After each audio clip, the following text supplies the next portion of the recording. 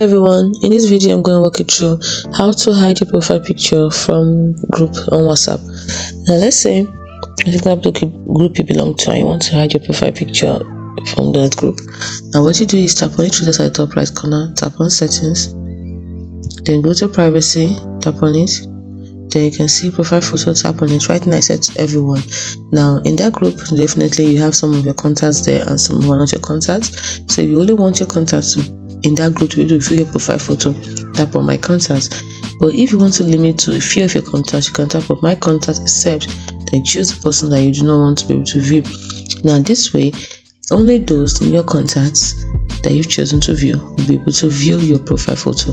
Every other person in that group will not be able to view it. So you've effectively hidden your profile photo from the group members who are not contacts of yours. And if you do not want anyone to view your profile photo, just tap on nobody. It's as simple as that. Hope you found this video helpful. If you did, like and subscribe to this channel for more.